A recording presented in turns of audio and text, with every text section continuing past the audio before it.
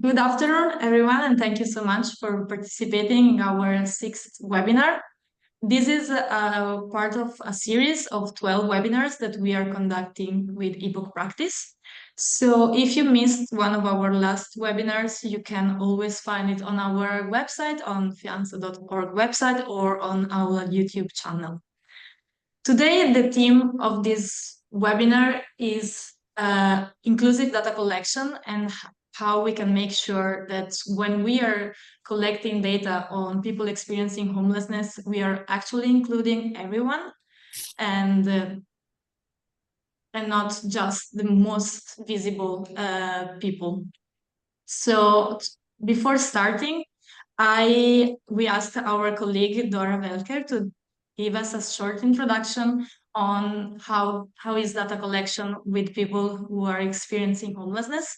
So thank you so much, Dora, to be here with us. She is our project officer focusing on housing inequality in scale and dynamics across European countries. So Dora, the floor is yours. Thank you.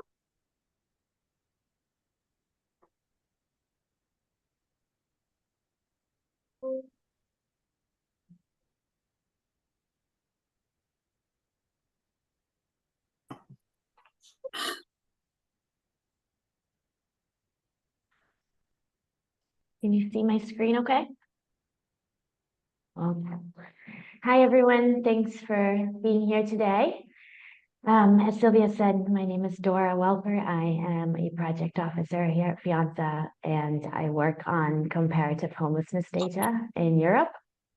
And for the webinar today, I'll just be giving a brief introduction on data collection on homelessness, some of the key challenges. We'll talk about different ways to conceptualize homelessness, the types of data that we can collect, and who is likely to be missing from those statistics, and what we can do to improve it.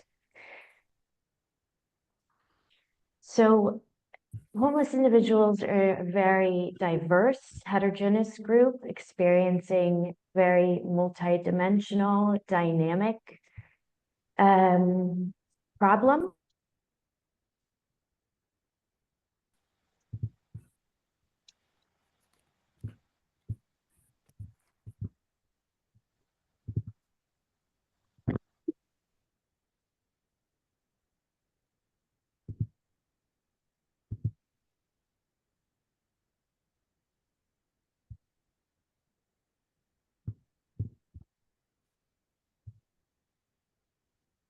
Sorry about that.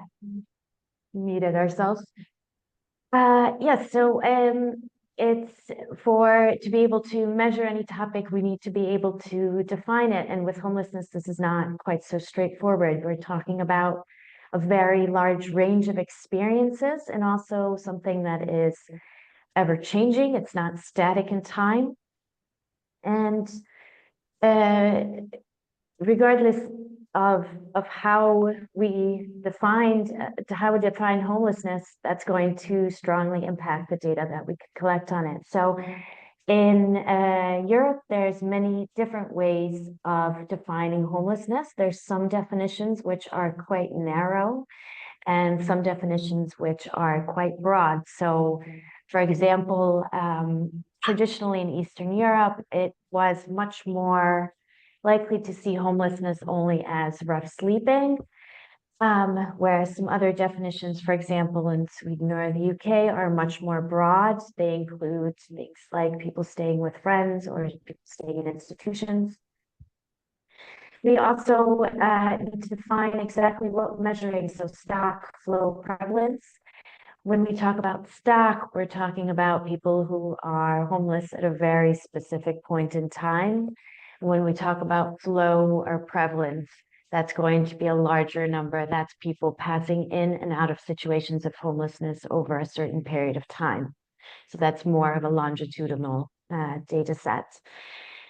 We also know that there's a lot of variation in the length of time that people may spend homeless, and these experiences are going to be very, very different. So we can talk about transitional episodic and chronic homelessness. And for example, temporary short-term homelessness tends to involve a lower needs group, whereas chronic homelessness it's going to be for prolonged periods of time, often with repeat episodes and often with a higher needs population.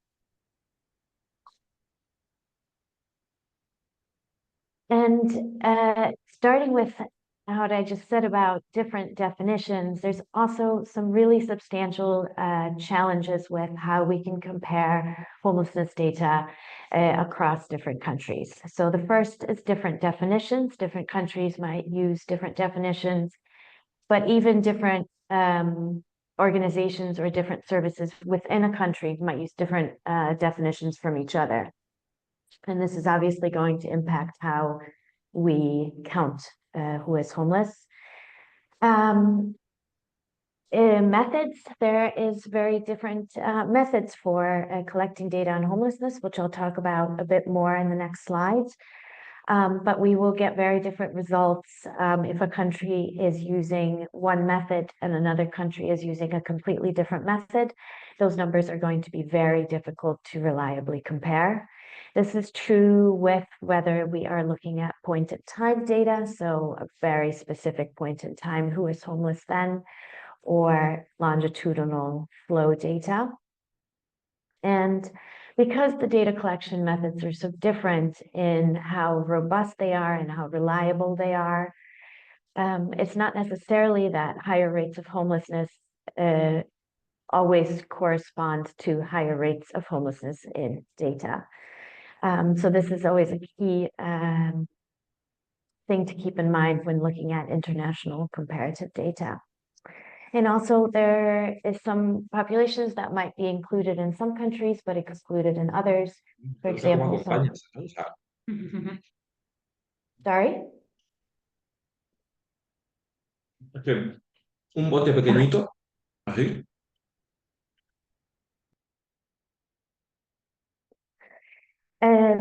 And finally, different contexts. So the availability of different services or the availability of accommodation also really impacts what kind of numbers are reported. So for example, if there is a great deal of shelter beds in a country, and the way that country measures homelessness is by utilization of shelter beds, that number is going to not necessarily reflect the same information as somewhere else that has less shelter beds, less services available.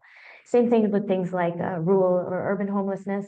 A lot of places only do homelessness counts in, for example, the bigger cities, and this is going to this can really distort some overall numbers and obscure some of the differences within a country. And to go back to the different kinds of data that we can collect on homelessness. So first, for example, we can use street counts or point-in-time surveys. So this would provide us with a picture of who is, for example, rough sleeping at a very specific point in time. Obviously, this is going to exclude anyone who is rough sleeping, not in a particularly visible place, or someone who is staying with friends, staying in service. And this is also something that's going to vary quite a lot based on the season that it is done in, the place, etc. We can also use data from services, so administrative data, so looking at who is accessing services, such as shelters, soup kitchens, support services. Obviously, this is going to exclude people who are not accessing these services for many reasons. We can look at general population and census data. So looking at, for example, things like EU Silk, or every 10 years, there is population and housing census, which asks questions about homelessness. This can give us really good data on broad housing insecurity trends, but it lacks some accuracy in actual homelessness data. And then we can also use things like information management systems or some advanced sampling methods to compare different sources of data and try to, based on that, give statistical estimates of homelessness. And as I noted in all of these, each data source kind of has its own strengths and its own weaknesses, and different sources are better or worse for identifying different populations. But in general, there are people who are more likely to be excluded from most of these. So for example, women who are less likely to sleep rough, may rely more on informal networks, youth who are more likely to be couch surfing and not relying on formal services, LGBTQI plus individuals who also may not trust service system, migrants, refugees who, if they are undocumented, also probably don't want to be in contact with services. And what's really important here also is that how the data that we collect on homelessness really impacts our understanding of what homelessness is and our societal perception. So if we use extensively only street counts, and that is the only place that our data is coming from, we will see homelessness as being a very much male-dominated phenomenon, usually people with very complex needs, and this is going to impact what we see as the solutions, what the public perception is. So it's really important that we make data collection more inclusive so that we are actually capturing everyone. Am I already running out of time? Okay.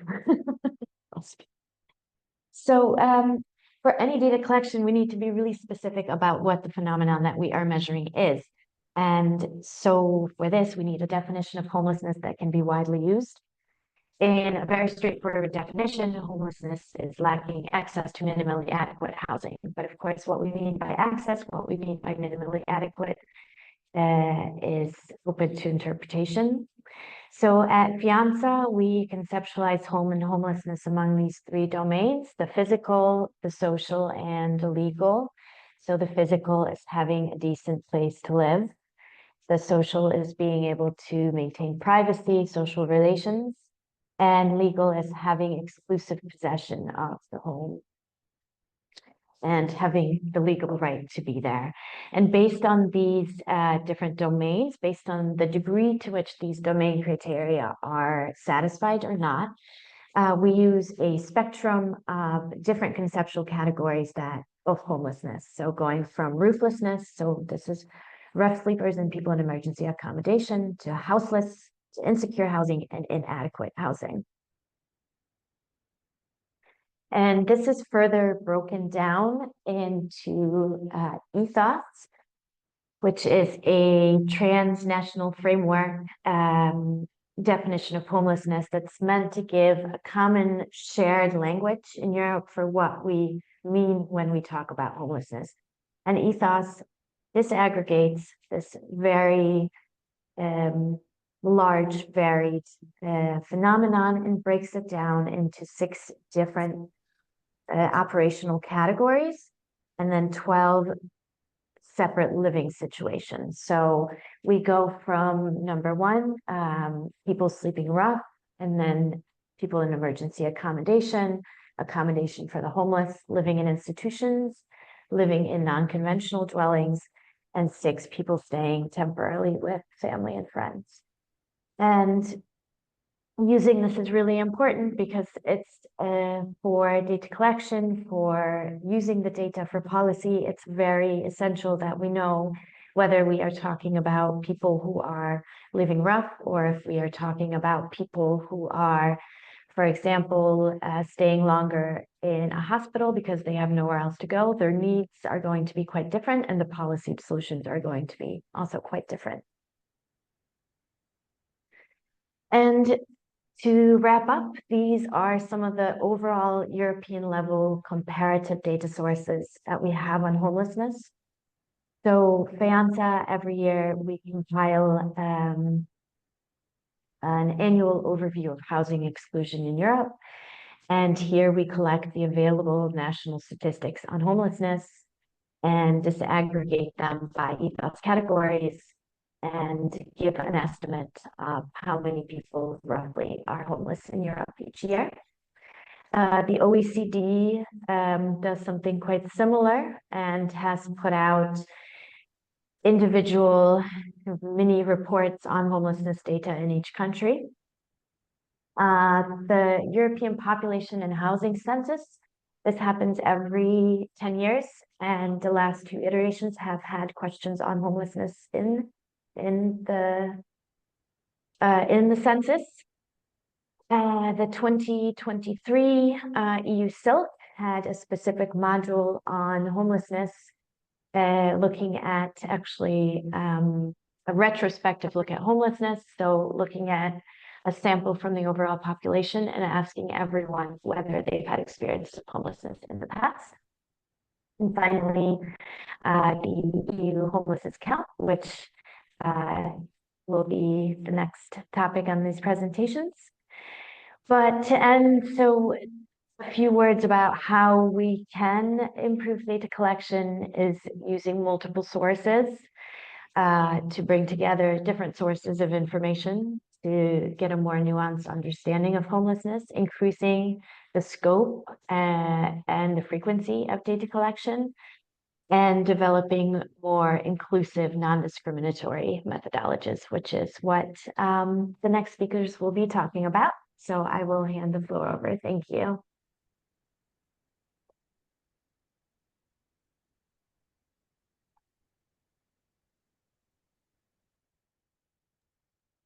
Thank you so much, Dora. As we can see, this is a really complex world of data collection, and there are a lot of different things to count. And to try to uniformize this a little bit more, there's the European Homelessness Count project, who is being conducted by KU Leuven, which is the next speaker. And also they will speak to us a bit more on how to make sure that different type of population that also Dora highlights that might slip into the cracks of data collection are considered. If you have any questions, you can write them in the chat box. We will have a Q&A session in the end, or you can also wait until the Q&A session and turn on your camera and ask the question directly to the speakers. So now I will pass the floor to Professor at the KU Leuven, Koen Hermans, and after him, his colleague Nana Mertens, who is a researcher at KU Leuven, will go deeper into how make data collection inclusive. Koen, the floor is yours. Thank you. Okay, thank you very much for the introduction. I will tell you a little bit more about the current project we are doing. It's called the EU Homelessness Count. KU Leuven is the main contractor, but of course this is the work of different research institutions throughout Europe. We are working together with 10 researchers or research institutions from around Europe, from different countries, and also in a project team next to the KU Leuven, also Nora Teller from MRI is in that team. What is the European Homelessness Count? So it's a 2-year project that has started in January 2024. And the aims of the project is to develop and to implement a common methodology to measure EPOCH 1 to 3 at city level. The project is actually a European tender project, which means that the European Commission has stipulated what we have to do and how we are going to do this whole count. As you can see, the focus is on EPOCH 1 to 3 at city level, but at the same time, we are also taking into account other EPOCH light categories. I will say a little bit about that in my talk. In the first year, so in 2024, we were expected to realize 15 point-in-time counts in 10 member states in year 1, and more specifically in 15 cities. And at this very moment, we are starting up the second year of the project, and we are going to scale up, which means that we will have to implement point-in-time counts in 35 cities around Europe in at least 20 member states. In year one, the Commission formulated a limit of 200,000 inhabitants to include cities. However, we discussed and we negotiated and we have convinced the Commission not only to focus on cities with more than 200,000 inhabitants, but also to have smaller cities on board. I think it relates to a point that Dora already made, that often when data collection is taking place in countries, and then it's often taking place in the largest cities, and it also leads to a neglect of smaller cities. And as we all know, homelessness is not only a phenomenon in the largest cities or in the largest cities of Europe. So this is a quite ambitious project. The aim was to develop and implement the methodology, but also to deliver results that are comparable. I will say something about that later on, because for us, it's not always clear what it's meant by comparability. What did we do in year one? We started with a common operationalization of EPOCH Lite. Dora already showed the 6 categories of EPOCH Lite. However, when using this in practice, we have learned that a lot of discussions evolve. What do we mean by rough sleeping? What's the difference between rough sleeping and unfit for housing? Do we consider sleeping in a car as ethos 1 or not? So a lot of very practical discussions are popping up when you start discussing this EPOCH Lite typology. Secondly, we developed what we call a modular approach. I will explain that, why we call it a modular approach to set up these counts. We paid specific attention to EPOCH 1, to those who are sleeping rough, and we have developed a manual for street counts. We brought together a lot of experiences of different cities who have some experience with setting up this count of data collection. We developed a common questionnaire and various data collection methods. And in the last part of 2024 in December, but also in January 25, we made the first analysis of the results, and we identified some lessons learned. I will say something about that at the end of my talk. And this is, for instance, what we have done with developing a common operationalization of EPOCH Lite. Here you can see how we have defined EPOCH Lite 1 and 5. But of course, the same issues pop up when discussing EPOCH 2 and EPOCH 3. And what is the difference between EPOCH 3, a night shelter, which is financed by local authorities, and those who are not financed by local authorities? So a lot of these kind of discussions are popping up. But for instance, in EPOCH Lite 5, we added workers' hostels, as you can see on the slide. Why? Because it was asked by some East European countries in which these workers' hostels are still available and where you can sleep for a very cheap price. So discussing this whole EPOCH Lite with different researchers and cities from different parts of Europe really showed that homelessness, as Dora already told you, is not a very homogeneous reality. And also operationalizing EPOCH Lite 1 to 6 really needs that local knowledge to understand what we mean by these categories. Concerning the methodology, as you can see, we have developed what we call a modular approach, and this means that you have the first module is a basic count. You have the elaborate count. We also call it a service-based count, and then we have a more comprehensive count. And as you can see, what are the main differences between these different types of data collection? In the basic count, the focus is on extent, and we set up a head count, so we are only interested in a very limited amount of information. We only want to know how many persons are actually sleeping rough on a certain moment in time. And we add available administrative data coming from services in the city to cover EPOCH 2 and 3. However, of course, this basis count, we call it a basic count. Why? In some cities who don't have any data collection, this basic count is already very huge effort to do. For instance, Catania, which is in the south of Italy, at Sicilia, has done such a basic count. Why? Because there was any data collection in the city until this year. Of course, we want to take a step further, and then the step further is the elaborate count. As you can see, we are still focusing on ethos 1 to 3. It means that we don't include ethos 4, 5, and 6. We focus on specific services experiencing homelessness. But what's the difference between the basic count and the elaborate count? It means that we not only collect information on the extent of homelessness, but also on profile characteristics. So it means that we collect data on the characteristics of those who are sleeping rough. And we also use a uniform standardized methodology to collect additional information for those who are making use of ethos 2 and 3 services. Why? Because if we rely on the available data, you see a lot of differences. Variables are defined in a different way.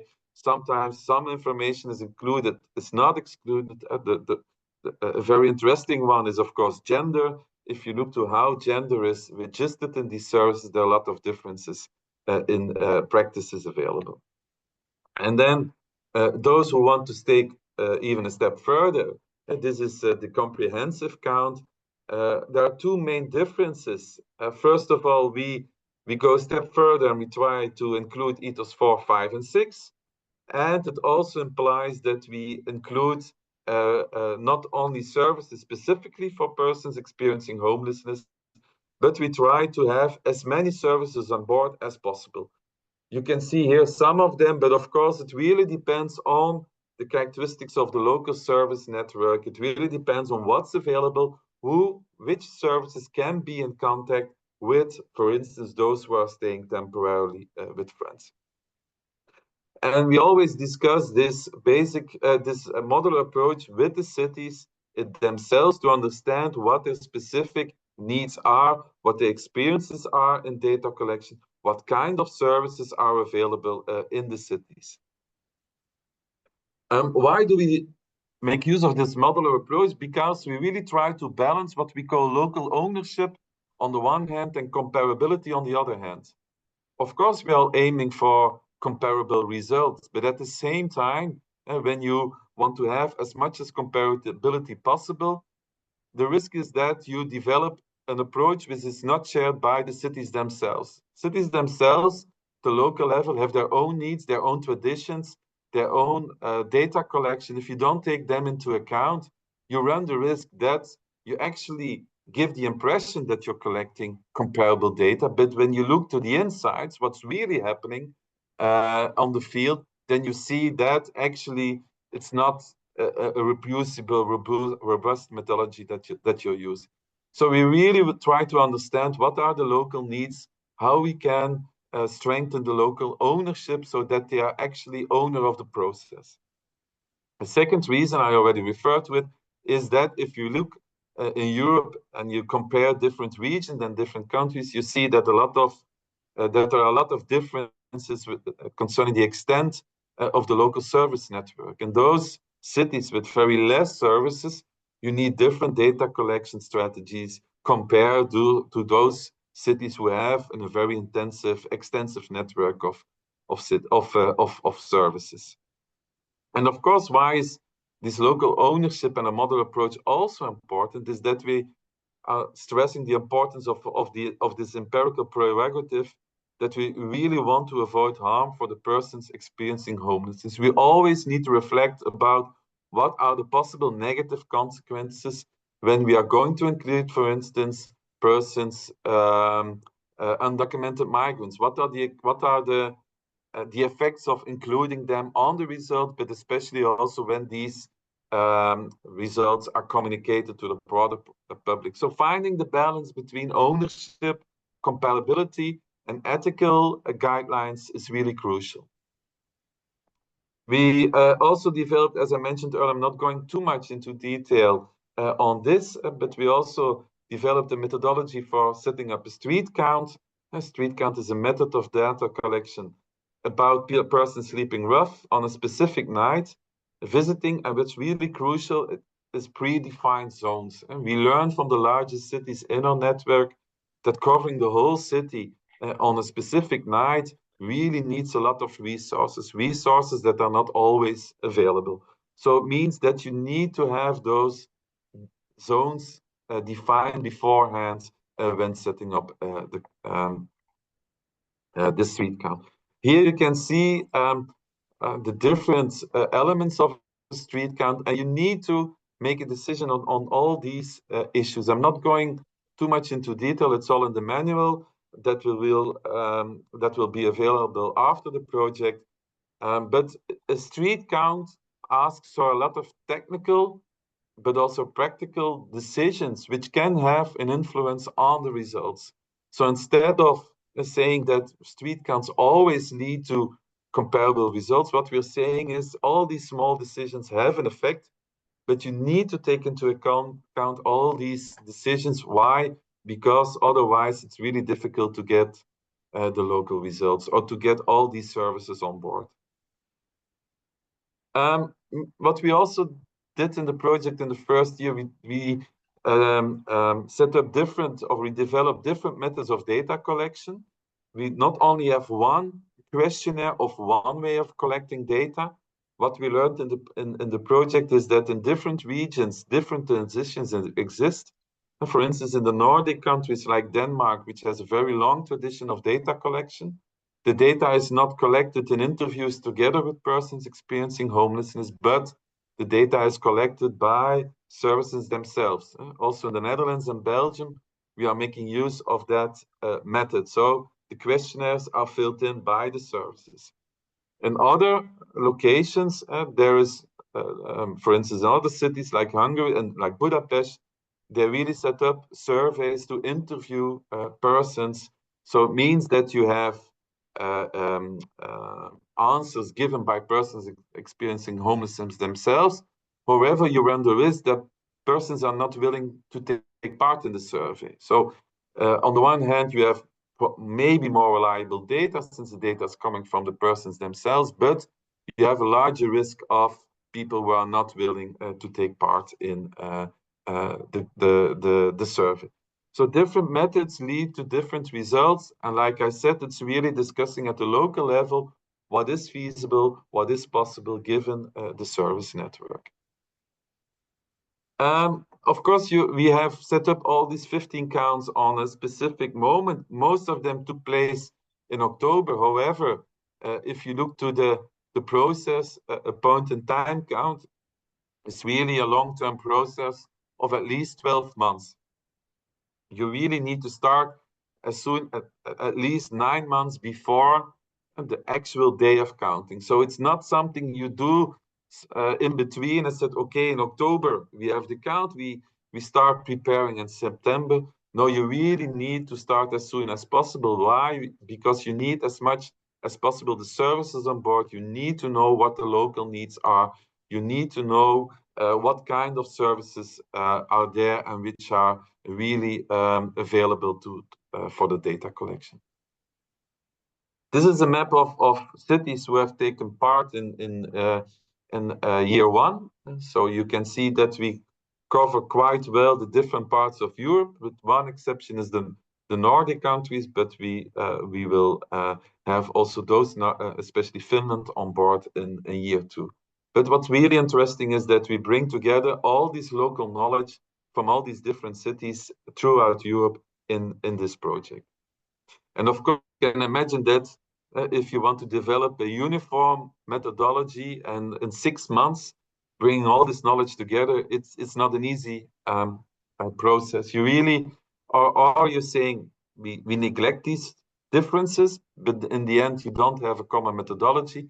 So for us, it's really important to get to know better why are different cities throughout Europe are doing those things in this way. In year two, which started now in January, of the 15 cities in year one, it's not year two, but in year one, 7 of them will participate in year two. And this is an important lesson. Data collection is a really huge effort. If you want to do it in a good way, you need a lot of resources and time. Not all the cities involved have at this moment this time and resources available to do a data collection each year. And a second reason is that what the cities are saying is data collection is not a goal in itself. We now have the results. We want to do something with it. We have the results in January. If we are participating in year 2, it means that in March we have to prepare the next count. We don't have time for anything else. So this is an important lesson, I think, at the local level. A yearly data collection is a very time-consuming effort. We will include new cities in the 10 member states of year 1. For instance, in Belgium, we had Charleroi and Namur in year 1. They will be replaced by 2 other cities that will take part in this year. We had the goal or the expectation from the Commission to have 35 cities in year 2. We reached out to 61 cities in 27 member states in the last 6 months of 2024.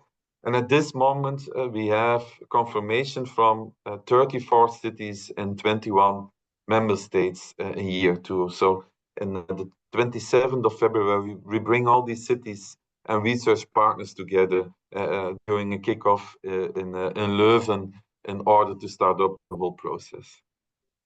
But of course, we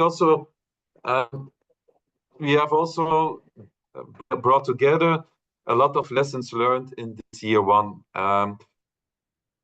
And this is not only the work of the project team, but it's really the knowledge that's in our network of researchers. First of all, and it's like, it's nothing new, but when you do data collection, you really have to be aware that homelessness is not a homogeneous reality in Europe. And of course, this is completely not new. But if you start from that heterogeneity, of which was Dora also talking, then it's really important to take into account these local conditions. I give you 2 examples. For instance, we have Dublin on board. In Ireland, local municipalities have the obligation to foresee some shelter for homeless persons. So it has a huge effect on ethos 2 and 3. The same applies to Germany. In Germany, local municipalities are forced by national law to supply night shelters. That's something completely different than in other cities. So these laws, these national regulations have an important impact. Another example we see, for instance, in some of the East European countries like Hungary or Slovakia, that most of persons that are counted have the citizenship, the nationality of the country, Hungarian or Slovakian. It's something completely different when we compare it, for instance, with the Netherlands. Ethos Light is a guiding framework, but at the same time, it needs a lot of operationalization and a lot of discussion about what do we mean with these different categories. We also see, and it's not only the case for the East European countries, but also in other countries, there's less consensus on ethos 4 to 6. But even also in my own country, if we are discussing the more extensive methodology with local politicians, but also with municipalities and public servants, they often react and say, yeah, but ethos 2 and 3, or even ethos 3, that's not homelessness, that's something different. So that consensus on ethos 4 to 6 is still not reached. While at the same time, in our project, there are quite some cities who are exploring how to include ethos 4 to 6 in the project. And this is a really interesting learning process. What do you need to do when you want to reach out to those who are not in ethos 1 to 3? Local ownership, I already stressed it. There are 3 preconditions. It's political will at the local level. It's the involvement of a broad network of services, and it's the involvement of social workers and street workers.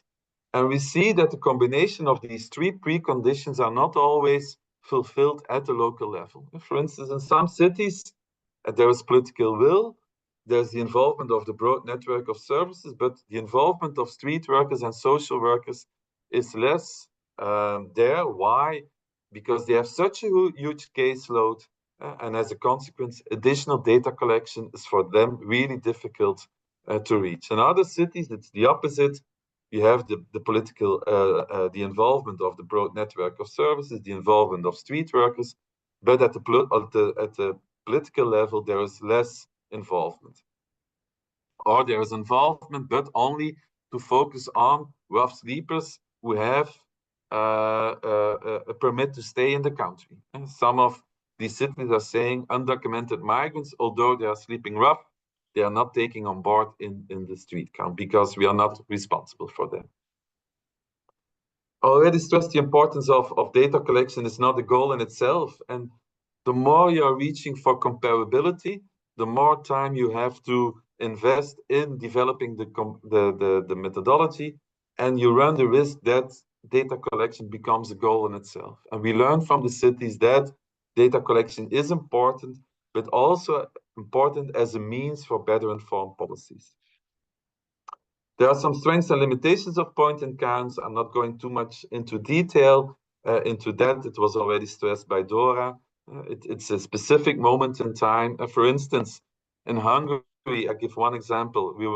When we were deciding on the date of the count, the Hungarian team was not fully aware of the fact on that specific night a national football match will take place in the city. We decided 7-8 months beforehand it would be that date, and it became clear that there was a football game. And of course, a lot of people were on the streets, and then it's much more difficult to set up the data collection.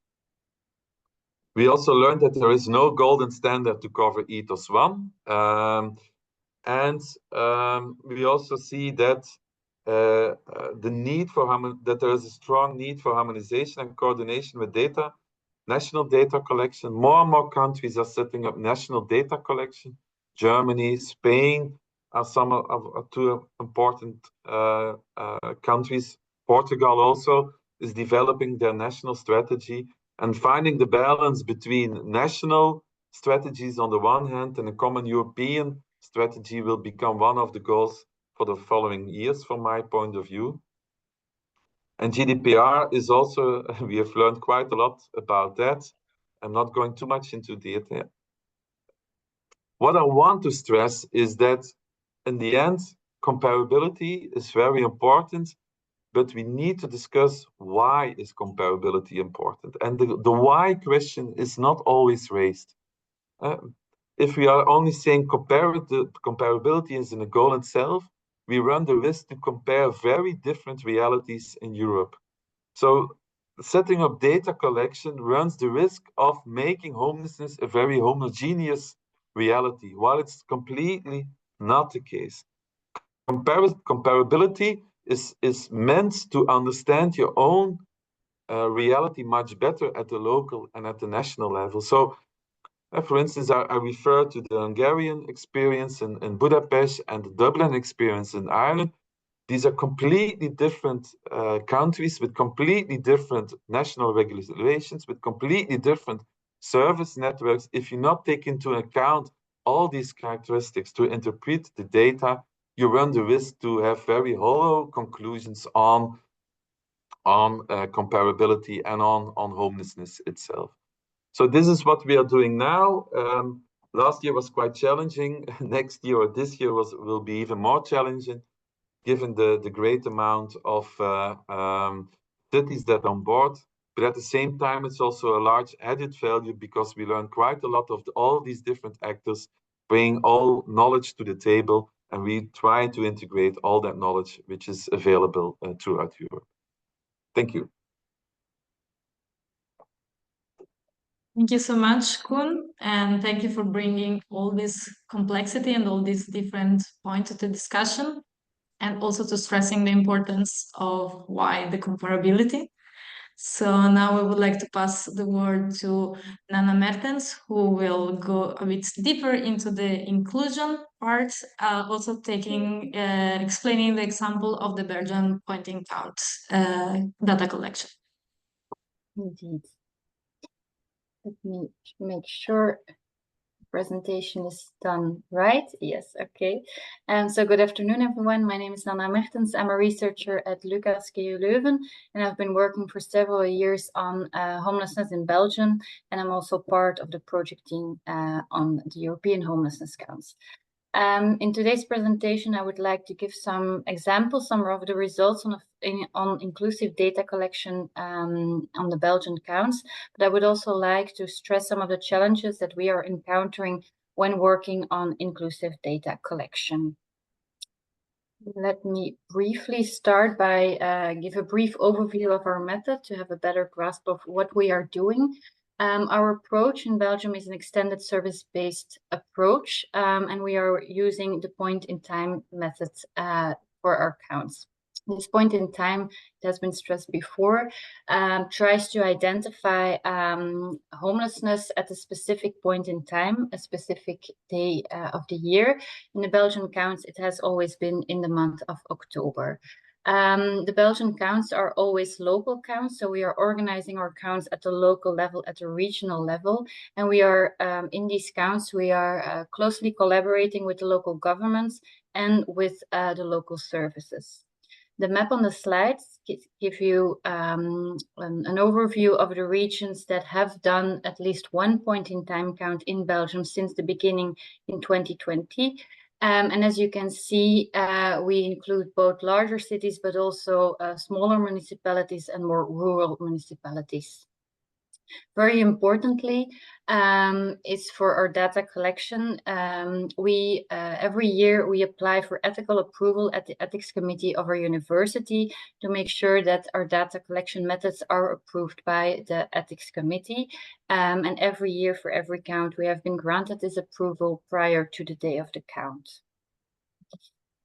Who do we count, or how do we define homelessness?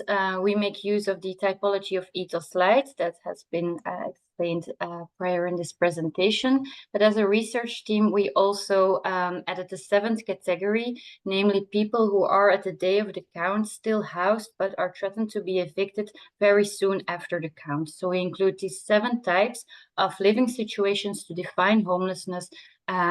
These 7 living situations are included in our counts. Who is counting? We are collaborating with a very wide range of social services. So we are working firstly with specific services for people experiencing homelessness, for instance, night shelters, but we also try to include other services, for instance, public social services, institutions such as mental health institutions or refugee centers. We include public transport institutions, housing agencies, low threshold services, and so on. So we really try to grasp a wide range of services who are all in contact with people experiencing homelessness as defined by these 7 living situations. What do we want to know? Our goal is twofold. So firstly, we want to identify the extent of homelessness in the specific region at that specific point in time. But we also want to have a deeper insight in the profile characteristics of this homeless population. It also allows us to identify some subcategories within the homeless populations, which is deemed very useful by the local governments when developing their local policies on addressing homelessness. How can we measure this? We make use of a questionnaire, and we ask all participating services to fill out a questionnaire for each person they know or they are in contact with that is experiencing homelessness on the day of the count. We strongly urge all services to fill out a questionnaire with the persons involved. However, we notice that this seems to be very difficult, and the vast majority of our questionnaires, over 90%, are filled out without the person themselves, so are only filled out or are only completed by the social workers or the services. Also importantly, in our data cleaning process, we identify and remove possible double counts so that in our results, only every person is only counted once. For this presentation, I would like to focus on 3 groups of subgroups that we try to identify or try to include in the Belgian homelessness count. And I will start with women. I provide you with a slide of our results of the Belgian count. So this gives an overview of the total amount of adults that we have been that we were able to count in the several regions between 2020 and 23. This slide gives you an overview of the different living situations that we are identifying, and also a percentage of men and women within the different living situations. And when focusing on women, you can see that on average, 1 in 3 people that we have been counting are women. And when looking more closely into the living situations, you can see that women tend to be more counted in accommodation for people experiencing homelessness. Around 43% of the total people that have been counted in this living situation are women. Women also tend to be slightly more represented with family and friends in EPOCH 6, and also in the 7th category, namely still housed but threatened to be evicted. When looking into the profile characteristics, we can also see some differences. For instance, we see in our results of the counts that women tend to be more frequently homeless with a partner. So they tend to be more in a couple accompanied with a partner. Also, women tend to be more homeless with minor children as compared to men. So we can also identify these mothers, mainly single mothers, in our counts. Another result is that we can see that women are more often homeless due to relationship problems. So while we can, with the results of our Belgian counts, have some insights in homelessness in the living situations of women who are homeless or on their profile characteristics, we cannot fully grasp, however, why they are homeless or their trajectories of homelessness. For instance, we also gather some qualitative input from participating services and case studies on the people that have been counted. And in this qualitative input and case studies, we can see that, for instance, for women, family and relationship violence plays a role in women's homelessness. However, we are not fully able to grasp these triggers and these trajectories in our data collection. And discussing these topics is, of course, difficult both for people affected, but also for social workers. Although these are very sensitive and complex issues, we can see that it's very difficult to grasp them fully in both in our quantitative or our qualitative data collection. A second group I'd like to address is on LGBTQI+. There is a significant need to have better understanding and better data to address this group and to address the homelessness amongst this group. And at the moment, we are looking for the Belgian counts to include this group in our data collection because we haven't been able to do so far. So, for instance, we were in contact with Dr. Abramovich, who is working on the point-in-time counts in Canada and is an expert on inclusive data collection in Canada. And I'm showing you on the slide 2 examples of their questions in their point-in-time counts, how they question gender identity and also how they question sexual orientation. Very importantly, in the Canadian count is that there has been provided an elaborate training specifically on those 2 questions for the enumerators, because it's very essential, of course, when addressing gender identity and sexual orientation to have a clear understanding and a clear training when including in your counts. Back to the Belgian counts. As I mentioned before, our vast majority of our questionnaires are filled out without the input of the people experiencing homelessness, are completed solely by the social workers. And of course, this poses a challenge when trying to include sensitive topics such as gender identity and sexual orientation, mostly because we would rely on the perception of social workers instead of the self-identification of people experiencing homelessness.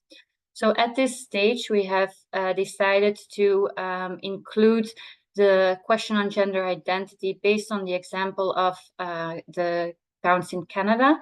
And we have included this question in our latest round of counts, so in October 2024, but these results will be published at the end of March this year. And at this stage, we have decided not to include a question on sexual orientation yet because of the challenges I just presented.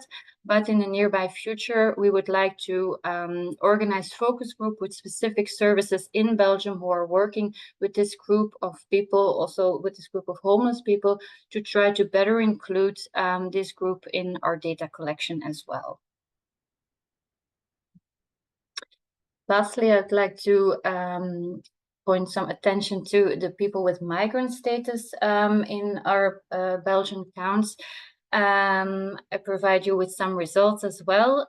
So as you can see on the slide, on average, 1 in 3 persons that have been counted in the Belgian counts don't have the Belgian nationality. They have an other nationality than the Belgian nationality. And since we are working with a very wide range of services, we are also able to include in our questionnaire a more specific question on residence status of these people that do not have the Belgian nationality. And I provide you with the results on the slide. So when looking more closely into the residence status of people who don't have the Belgian nationality in the counts, we can see that approximately 28% has permanent residence in Belgium. Almost 1 in 4 has temporary residence. For almost 8%, their residence status is still in procedure at the moment of the count, but almost 1 in 3 has undocumented residence in Belgium. And comparing to the total population of people that we have already counted in our homelessness counts in Belgium, this group of undocumented residents makes up to 11% of the total population in our counts. When looking more closely into this group and into some of the living situations, we can see that they are more frequently counted, more frequently represented in EPOCH categories 1, living rough, EPOCH 5, non-conventional dwellings, and EPOCH 6, staying temporarily with friends and family. Our results also show that there is a very important impact of local context and policies on their living situation. So for instance, in several cities or municipalities that have in Belgium, night shelters or other accommodations specifically for people experiencing homelessness are not allowed to provide access for people with undocumented residence. And this, of course, has a great impact on their living situations. So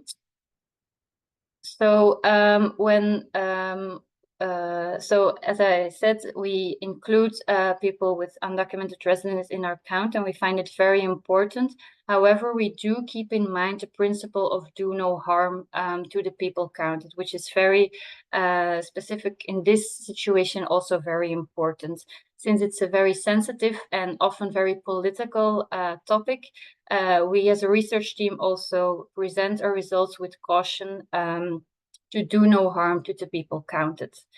However, when receiving feedback from the services who are working with people with undocumented residence, they are very enthusiastic and very supportive of us including this group in our counts because it gives better insight first in the homelessness population, but also in the living situations of people that are homeless and do not have or have undocumented residence in Belgium.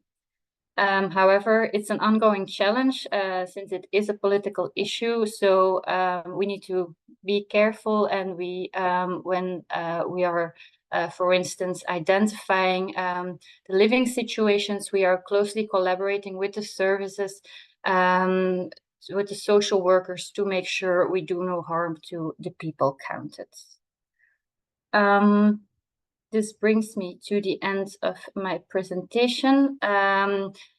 So I presented some of our results, but also some of our challenges. And if you have any feedback on our presentation or on our challenges, we are very eager to hear from you today or afterwards by contacting us. It's also a possibility. Thank you very much. Thank you, Nana, and thank you for bringing attention to groups that might be considered sometimes as more type of hidden homelessness. Even though we also know that if you don't make an extra effort to look for the people, it's harder to count them. And also to bring the attention on how important is to don't harm the people that we are counting and be responsible and accountable for our work. The last speaker of this webinar, it's Lucy Campbell. She works at the Single Homelessness Project and she is the head of Multiple Disadvantaged Service Transformation and Domestic Abuse Organizational Lead. She will talk about a special methodology that they develop in the UK to make sure that we can count women, because as our previous speakers already underlined, women experience homelessness in a different way, and it's really common that they are considered less visible and less protected. So Lucy, the floor is yours to let us know how you're doing it. Thank you.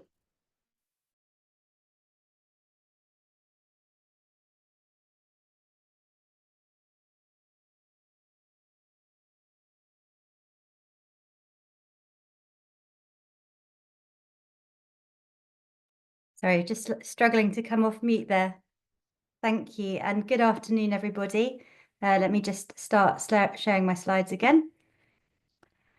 So yes, I'm Lucy Campbell. I'm based in London in the UK. I work for a charity called Single Homeless Project. And yeah, I'm going to be talking today about a piece of work called the Women's Rough Sleeping Census, which is really responding to some of the challenges that we've been discussing this afternoon about more hidden groups and specifically thinking about women's hidden rough sleeping. So just a brief overview of what I'm going to be covering. Sorry, Lucy, we are not seeing your slides. Oh, I'm so sorry. Let me try and share again.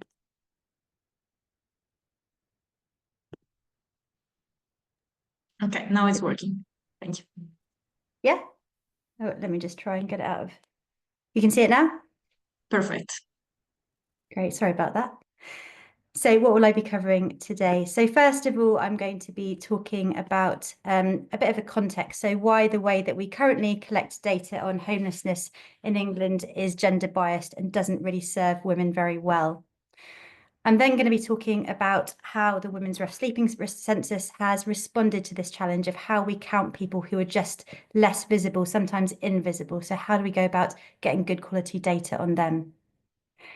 And finally, I'm going to be talking about the project itself and what we've learned so far over the last 3 years of delivery. So what that data is telling us and what that data is really telling us about what we need to do next in order to make sure that we're really responding to women's homelessness fully over the next coming years. So just a bit of context, because as others have discussed this afternoon, many countries do things very differently when it comes to definitions. But in England, we focus on 3 main types of homelessness. So firstly, we have rough sleeping. I'm going to talk a lot about rough sleeping in the definition that we use. But as we all know, that's people sleeping or lying or sitting in their bedding in a number of outdoor locations. We also have statutory homelessness. So that is defined as to lack a secure place in which you're entitled to live or reasonably be able to stay. So local authorities, cities or municipalities only have a duty to provide accommodation to some people under this heading. So those are people who are known as meeting a priority need. And that's mainly families with children. So many women who are single without their children would not be able to get accommodated that way. And they would only kind of be eligible for a prevention and relief duty, not actually accommodation. So in terms of statutory homelessness, domestic abuse was made a priority need in 2021, which is a really good step forward. But what's not recognised still under priority need is the wider spectrum of forms of violence against women, and also women who have recently been pregnant but may have been removed from their children, and lots of other things as well. And finally, we have what's known as hidden homelessness, and that's people who may stay in squats or hostels or domestic abuse refuges or with friends or family on sofas, etc. And currently that is not measured in statistics at all in England. And that's so problematic, especially for women, because what we know is that tends to be the way that women often, survive when they're experiencing homelessness. But for the purpose of today, I'm just going to focus on rough sleeping. So you can see the way that we define rough sleeping in England here, and this has been the case since the government made this definition back in 2010. So it's quite an old definition now, but we're talking about really specifically people sleeping or about to bed down or actually bedded down, so in their kind of sleeping bags, in the open air, so on the streets, and a few other very kind of narrow defined places which are not designed for habitation. And there's this real need to see people bedded down or about to bed down, because that's both how outreach teams who go out on the street to help homeless people are able to verify that someone is rough sleeping. And it's also how we conduct snapshot counts in England. So there's an annual rough sleeping snapshot count. So every local authority is required to go out on a specific night and over 2 or 3 hours on that night, record the people that they see rough sleeping according to this quite narrow definition. And that happens every year. So according to that annual rough sleeping snapshot count, only around 15% of those who sleep rough are women. And that's been the case since the data was first disaggregated by gender, which I think was back in around 2017. So seemingly quite a small proportion of people rough sleeping in England are seen to be women. And I think it's similar to the previous presentation. I think the figure is around 13% women. So what we've done with the Women's Rough Sleeping Census, and what I'm going to talk you through now, is proved that that is absolutely not the case at all. It's just that the ways in which we are defining rough sleeping itself doesn't kind of speak to the experiences of women who experience rough sleeping. So I'll talk that through in a little bit more detail now. So we know from women's lived experience, and we know from lots of research reports, that women who experience homelessness in any form actually are really, really also highly likely to experience violence and abuse. And violence and abuse is both a cause of women's homelessness, but it's also something that they continue to experience whilst homeless often as well. And because of that, women understandably will hide themselves away when they're experiencing homelessness. So instead of lying down on a street corner in a sleeping bag, they're much more likely to, for example, be on public transport or staying in a hospital waiting room or a 24-hour cafe overnight. Or some women just report just actually walking the streets all night, constantly moving, and then finding somewhere to sleep in the day. And that's really problematic in 2 ways. So first of all, as I said, it means that women are much more hidden from the outreach services that go out onto the streets to try and find and support and accommodate rough sleepers. And it also means that they're hidden from our statistics. So they're only showing up as about 15% of that population on the streets, whereas actually what we know is a huge, huge proportion of women in that circumstance with absolutely nowhere safe to go are just choosing much more hidden places. And that's really problematic because obviously we live in a very data-driven time and a very data-driven society. So if women are not seen to kind of be a significant part of the rough sleeping population, we see women neglected when it comes to commissioning services, when it comes to designated funding. And that in turn leads to a lack of specialist services for women and a lack of specialist accommodation and provision. And that really perpetuates this cycle, because if we don't have safe accommodation, if we don't have safe homelessness services for women to come into, they will continue to experience violence and abuse. They will continue to hide themselves away. And just to mention as well, like the impact of this kind of inequity of service provision is actually really severe. So what we know is that the average age of death for women experiencing homelessness in England is just 43 years old. So that's about half of your normal life expectancy. And that's even lower than the average age of death for homeless men, so their male counterparts. And that's despite women in the general population having a longer life expectancy. So we know homelessness is deadly, we know homelessness can kill, but women are especially even more disadvantaged by the risks of rough sleeping and homelessness. So I'm just going to play a very short video now for a couple of minutes, bringing to life some of these experiences. So these are quotes from women who took part in the 2023 Women's Rough Sleeping Census. And I'm just going to play this now with them speaking about some of their experiences. And just to kind of give a trigger warning, there are some descriptions of domestic abuse and sexual violence in there. So if people would rather not watch, just be aware that that's coming up. So let's hear from the women.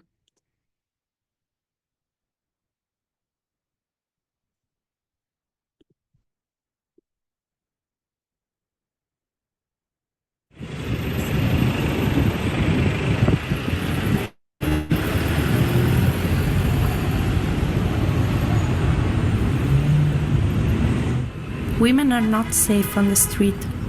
Women are easy targets for other homeless people and the general public. Sleeping rough is the scariest part of my life.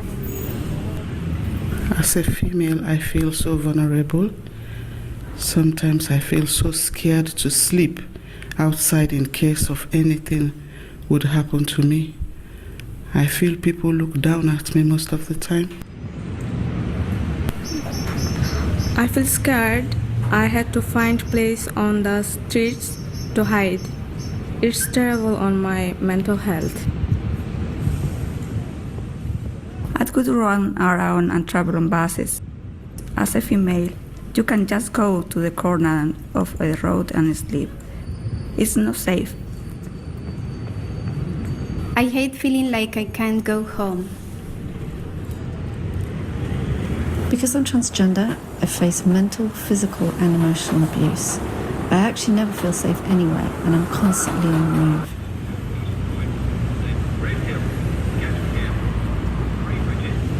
The first time I slept rough, I was approached by a number of men. Most recently, I was sleeping in a tent with a man who was coercive to me and attacked me. I need somewhere I feel welcome.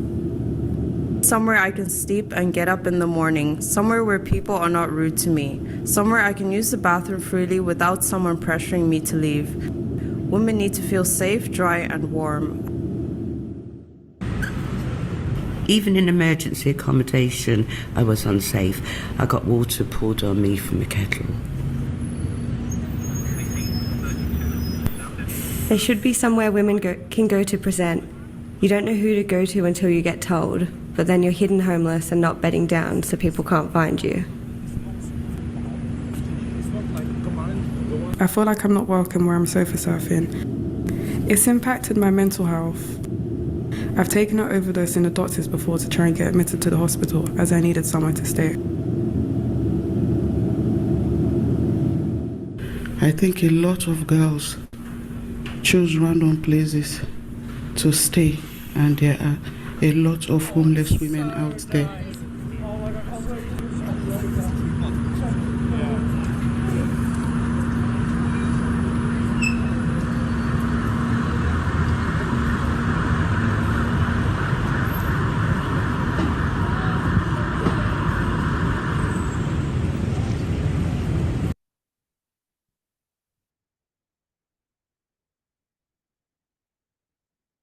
So yeah, so many difficult stories to hear from the women who took part in that survey. And as it said there, half of them weren't in contact with a homelessness service. So how did we find these women?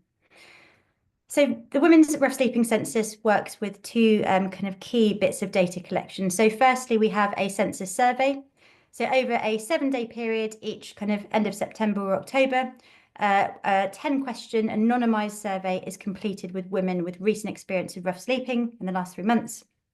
And the survey can be conducted by outreach teams who go out onto the street and we ask them to work in a specific way, but also any other services who might encounter women in this situation. So hospitals, doctors' surgeries, drug and alcohol services, day centres, etc.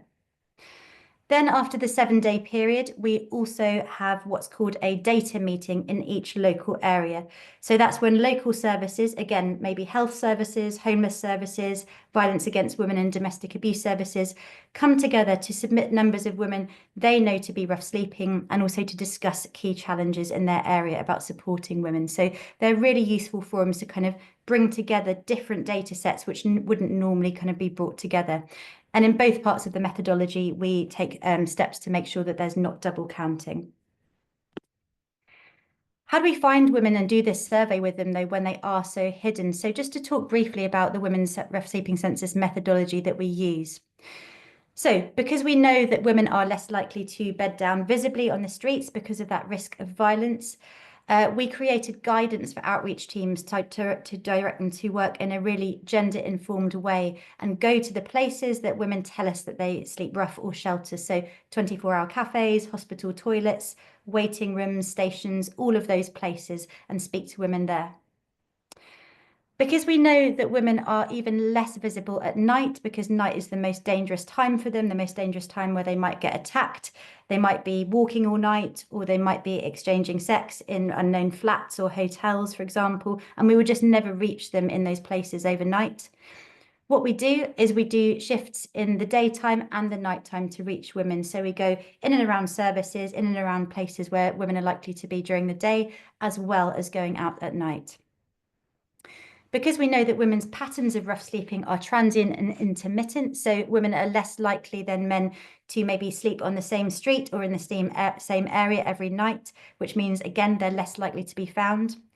We widened that data collection window to 7 days. So instead of doing the street count on one night, as it's currently done in England, we extended it to 7 days, and we look at women's experiences over 3 months, because what we know about women is maybe one night they rough sleep, the next night they sofa surf, the next night someone lets them stay over, etc., etc. So we want to understand the patterns, not just that point in time.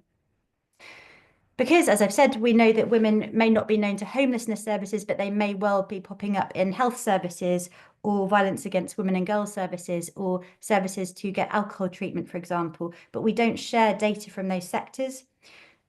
Because of that challenge, we include all services and all sectors that might support or encounter women in this situation, and we really build an inclusive data picture. And ultimately, because we know in England, rough sleeping provision has been designed for how men rough sleep, and the understanding about women's experiences is really limited. We go beyond counting. This isn't just about counting bodies. It's about asking women about their circumstances. So this is an old slide, actually. It says we now have a body of data from over 500 women. Well, actually, we now actually have a body of data from over 2,000 women for the last 3 years, telling us directly how, when, and where they experience rough sleeping. We do the survey with them every time. A few things on facts and figures. So as I mentioned, over 2,000 women have now been reached. We piloted just in London. And now, as you can see from that map, we've spread across a lot of different areas in England. Some of these are rural areas as well. So it's been great to test out the methodology in different locations and kind of tweak it every time to make sure that we're kind of really considering different geographical areas as well. The data from the 2024 census is not yet available. We will launch that report probably this May. But in the 2023 census, 815 women were found in 41 local authorities that took part, and I'll compare that data to the government data in a minute. And the census grew this year again, so we had about 66 local authorities take part this year. So every year we're seeing more areas get involved who are wanting to do things differently. And just some headline findings. So we found, as many of us know already, women's experiences are hidden, transient, and intermittent when they're rough sleeping. And that means that for a huge proportion of those women that we've been speaking to, how they rough sleep falls outside of that government definition. So it just means that, of course, they're not coming into contact with services because they do not look like they're rough sleeping. They're not understood to be rough sleeping using the terminology that we're familiar with. What we also found, which was very worrying, was that around 1/3 of women had previously been in some form of homelessness accommodation before falling into rough sleeping. So it shows that the hostels and the refuges and the temporary accommodations that women are being given are clearly not sustainable and clearly are not suitable for their needs. So a lot more work needs to be done in that area to understand women's patterns through different forms of homelessness. And really significantly, what does the census data tell us in comparison to existing data on rough sleeping? So We can't go through all of the data, but you can just see here in London, the government snapshot count saw 159 women. We saw more than double than that doing the census, even though the census has no budget or resource. It's literally a voluntary exercise at the moment. So huge disparities there. But in other areas, Greater Manchester, which is a big city, a big combined authority similar to London, they saw 5 in the government count and 188 using the census methodology. So huge disparities there. Gloucestershire, which is a more rural area, saw no women when conducting the government rough sleeping snapshot count, but 21 using the methodology of the census. So real disparities there, as you can see. And I think what's kind of really significant to note is that in the whole of England, so 317 local authorities, the government rough sleeping snapshot count saw just 568 women. So in the whole country, and in just the 41 local authorities that took part in the census, we saw 815. So we saw way more, even though we did it in so few local authorities in 2023. So what it's clearly telling us is that women are there if we know where to look and if we know how to speak to them and approach them. Just a few quotes to share about the impact that the census have had. So one woman told us, "I think it's so important to hear the voice of women who've experienced homelessness. There aren't enough services to help women." A manager of a homeless outreach team told us that we had to make such a concerted effort to change practice to reach women during the census week. It really highlighted that we were not meeting the needs of women all year round. And that's what this project is really about, not just data collection, but changing services all year round so that we can always be reaching in women rather than just once a year. And a lead from Gloucestershire, a more rural area in England, said, "The census was a great opportunity to bring together partners and highlight the gaps in provision and understanding. It has provoked positive conversations and provided impetus for the development of services and the wider response to women's homelessness needs."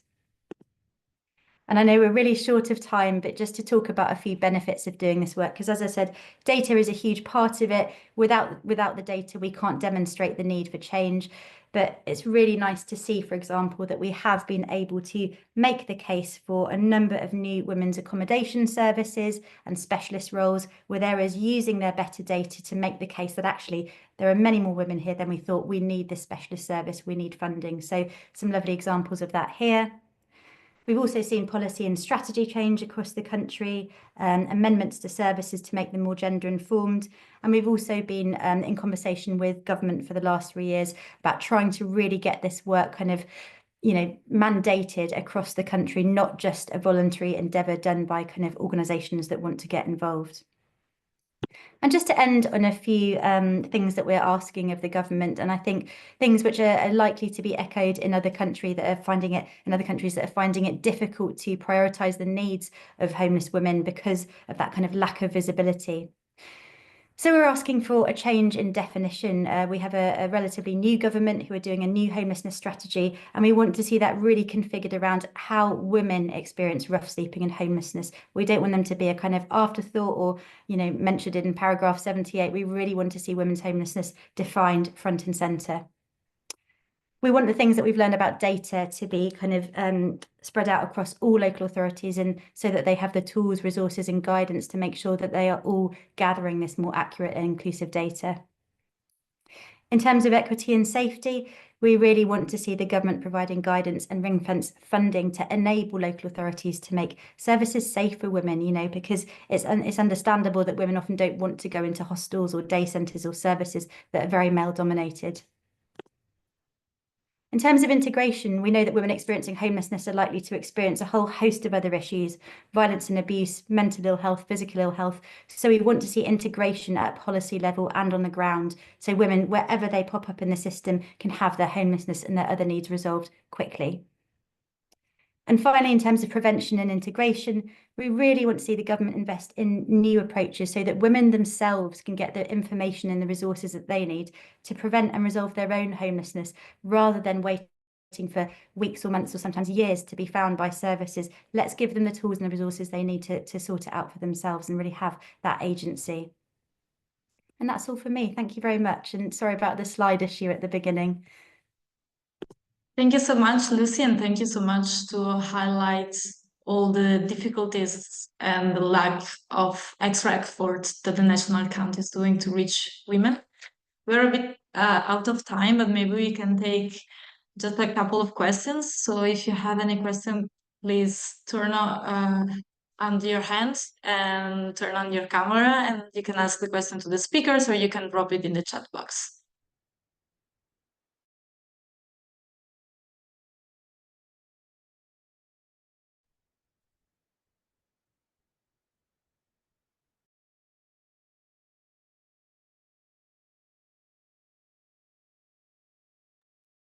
Okay, I guess the presentation were fulfilling, and there are no questions. Oh, got one.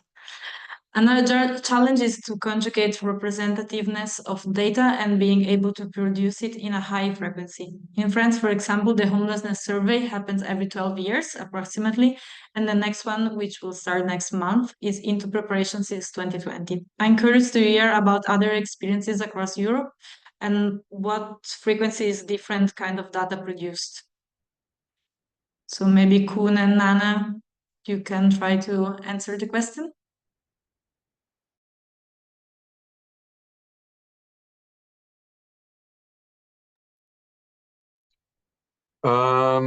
Yeah, I can try to answer the question. I'm a little bit aware of the huge data collection that will take place in France. And of course, it leads to a lot of very detailed information, but at the same time, it's also a very expensive way of data collection. So balancing the cost and the added value is an important issue, I think, because we seem to suggest that this kind of data collection is really needed. While from my perspective, what is really needed is to have some more pragmatic way of data collection on the one hand, but what Dora was referring to, we need more data on these dynamic issues and on the dynamic nature of homelessness. And I'm afraid that if we invest that amount of money in a one-time survey, I'm not completely convinced that this is the good solution. I think we also need some money and some resources to invest in more longitudinal studies to understand homelessness. What we have seen, I think, in the United States, but also in Denmark and recently also in my own country in Belgium, is that chronic homelessness is an important issue, and to be honest, it's not always those with very complex needs. So getting a grip on this trajectory is as important, I think, as a point-in-time survey as is done in France. To be honest, given the amount of money that is invested in it, I'm not completely convinced that this is needed, and that we probably need more regular data collection in order to understand the phenomenon of homelessness.